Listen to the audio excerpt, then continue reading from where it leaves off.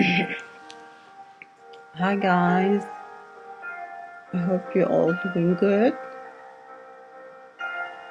I'm trying here to finish reading what I had started before in a video of YouTube that I published in my channel as Saida Muhammad or Saida Seddik. You can't find me there. And today I'm reading this chapter, which is about human rights and modernity. We make a living with what we get, but we make a life with what we give. In his serious and objective approach to human rights and modernity, Sven Linguist warns the contemporary conscientious in a very specific terms regarding the extent of the shadow of genocide in modernity. He states, "You already know enough, so do I. It's not knowledge we lack. What is missing is the courage to understand what we know and to draw conclusions. If we are to follow linguists, we need an interpretation of history that looks at the past from an array of geographical and historical point of view. It's a more comprehensive vision of modern history and of the crisis of modernity that will provide us with an all-encompassing landscape in which human rights need to be taught. Having as a background this vast landscape of the disaster of modernity, the Universal Declaration can be seen as a response to all modern crimes in which widespread massacres of civilians were involved. The genocides and crimes against humanity committed during the First and Second World War should all be taken into account, as well as the genocide that occurred once the Universal Declaration was proclaimed. And looking at the entire history of modernity, the conquest of America and the colonization of the Third World should also be adopted as part of the panorama of absolute cruelty that the moral fiber of the Declaration opposes. We citizens of the world at the dawn of the 21st century should understand ours as a post-conquest human rights culture. Perhaps in this way, the universal appeal of the Declaration would come as a result not only of the world constituency of states that have signed its text, but also from the ecumenical jurisdiction of the victim of modernity, from which the Universal Declaration seeks inspiration and breathes in times of globalization and neocolonialism. Human rights as a product of modernity are hugely successful in terms of number of treaties and ratification activities of international human rights bodies, expansion into new areas such as relation between private actors, and the real progress achieved in areas such as the abolition of the death penalty. At the same time, several contemporary developments may, in the long term, erode the concept of human rights as developed since the Age of Enlightenment and undermine support for it. Three challenges are in the foreground. First, the decline of state power, in particular the phenomenon of fragile state and the negative impact of weak state institutions on human rights, such as the prohibition of torture. Second, the utilitarian challenge to the validity of core human rights guarantees, particularly in the context of the war on terror. And third, the loss of empathy as a precondition for recognizing the rights of others, even if they are our enemies. Third, though the Human Rights Declaration is basically intended to be universally implemented, it has been politically manipulated by the powers of the North as a means of exercising domination over the third world countries. After the dismemberment of the Soviet Union, the United States of America became the sole political power. Liberalism and capitalism became consequently the global principles of the New World Order, making the end of history according to Fukuyama.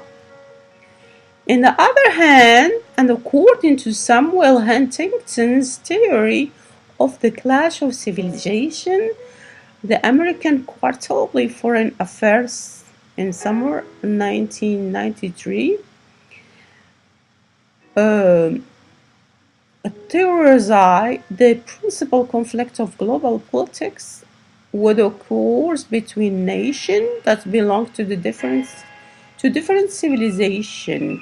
Huntington identified 7 of these nation civilizations, among which is Islam, alongside the Western civilization.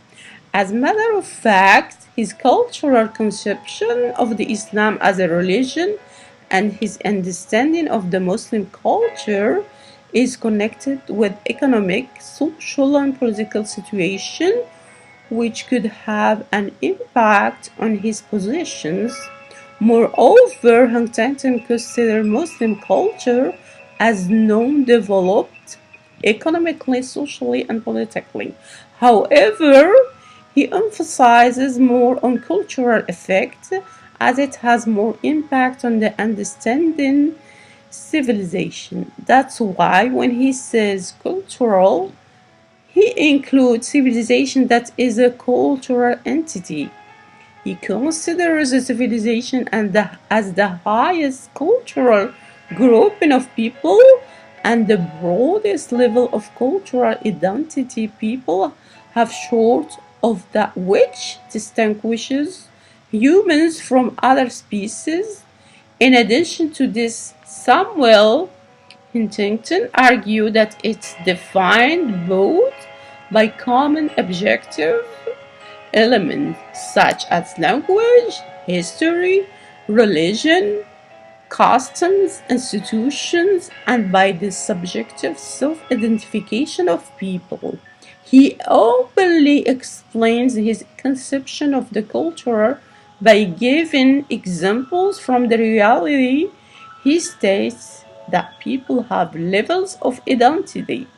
For example, a resident of Rome may define himself with varying degrees of intensity as a Roman, an Italian, a Catholic, a Christian, a European, or Westerner. The civilization to which he belongs is the broadest level of identification with which he intensely identifies. People can and do redefine their identities, and as a result, the composition and boundaries of civilizations change. The question is not whether this view is valid or not. The more important is the reference made to global conflict, a reference that points to the dilemma third world countries have with regard to human rights. For the majority of the people in these countries, who suffered and still suffer the consequences of the imperial and colonial exploitation of their resources. The Human Rights Declaration is understood as a Western product aiming at protecting the welfare of the Western citizen at the expense of the welfare of the non-Western nations. This understanding is supported by the socio-cultural level maintained in these societies, a cultural level which has not yet reached the cultural standard of modernity and modern values. Moreover, cultural diversity, which is used by military or semi-military governments of the Third World to justify their totalitarian political system, is also used to justify the difficulties of the implementation of human rights.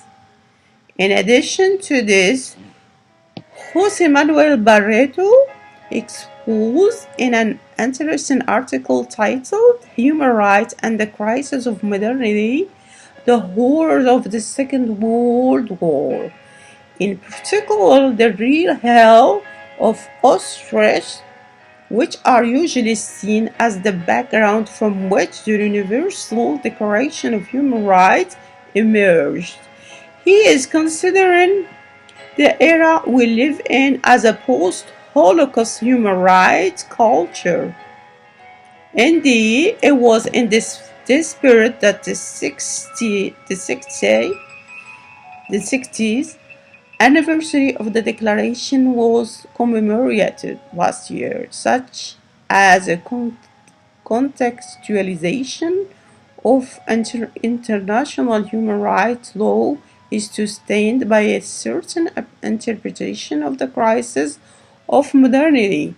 Critical theory and postmodern philosophy from Adorno and Habermas to Derrida, Lyotard, and Agamben share the assumption that Auschwitz occupies the place of the founding event of our times.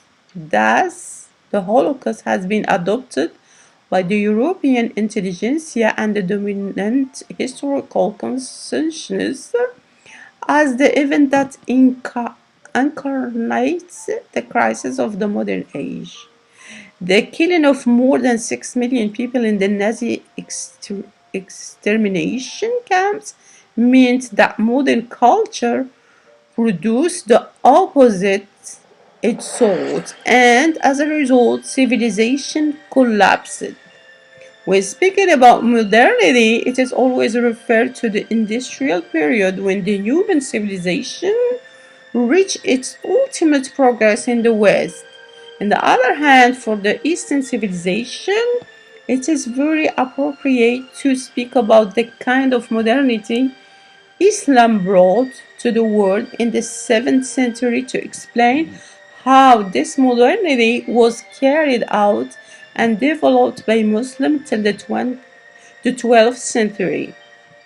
Nowadays, Muslims, however, are very reluctant to accept contemporary modernity on the grounds that most of its values contradict Islamic values, or that they rather stem from human legislation, while Islamic values are originated in divine revelation. The problem here is not religious or theological, but it is rather a socio-cultural and political problem. Nevertheless, this concept was introduced to Muslim countries through colonization with the use of military power. As modernity concept was imposed by force to traditional Muslim societies, the assimilation of this concept was always and still is perplexed. It is that of the colonizer and the master, the enemy and the teacher. Modern Muslim thinkers are unlike their ancestors, torn off between hate and admiration. enmity, and love. In this context, modernity is desired because it is practical, but rejected because it represents threat to traditional identity. As a matter of fact, the image of West, as projected in literature and perceived by the elites, constitutes an essential element in studying the problem that keep the distance and maintain the difference. All the political regimes in the Muslim world, on the other hand, seem to enjoy a mutilated modernity and a modernity without a rationality, as that is a reference. Even with the case of Turkey, the only Muslim country even ever to claim to be a secular state, modernity is under military censorship. The absence of the civic society institution, which is the only insurance for its continuity, is a very remarkable symptom of the mutilated modernity. In addition to this, the concept of modernity in West is connected with the industrial evolution in Western civilization. For that, huge changes have occurred in economy, mode of production, social values, and political institutions. In this copy of modernity, individualism is always considered as threat to the community's solidarity, although it emphasized in the original essential text of Islam. Theoretically, human rights are absolutely universal as model, principle, and ideals. But in reality, things are different as political practice in most Western countries has not yet reached that level of universality. On the other hand, Islam as a religion is also ideal, universal, and also very human, but the socio-cultural and political situation of most Muslim countries does not allow the original message of Islam to be decoded. The world needs to change in order to reach the high level of the model principles of humanity.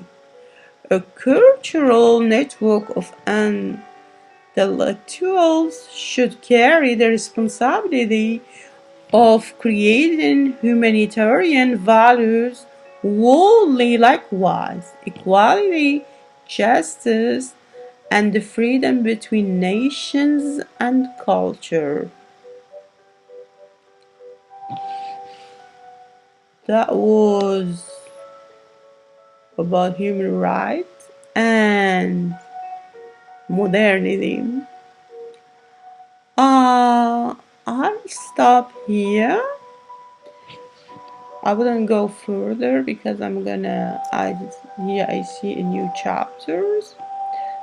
So I don't want to start new chapters today. I will do it another time, and I give you this gap of time for you to watch or listen to this, and you can leave your comments if you subscribe to this channel, and you can by doing so leave your comments. Thank you for watching. I hope you get some information from what I have searched for some time. I put all my time and energy and efforts in searching and trying to put these ideas and my own together so I can write a book like this one. And I really appreciate if you watch and get me your comments so I will take in consideration in my future career as a writer. Thank you for watching and enjoy your day. See you.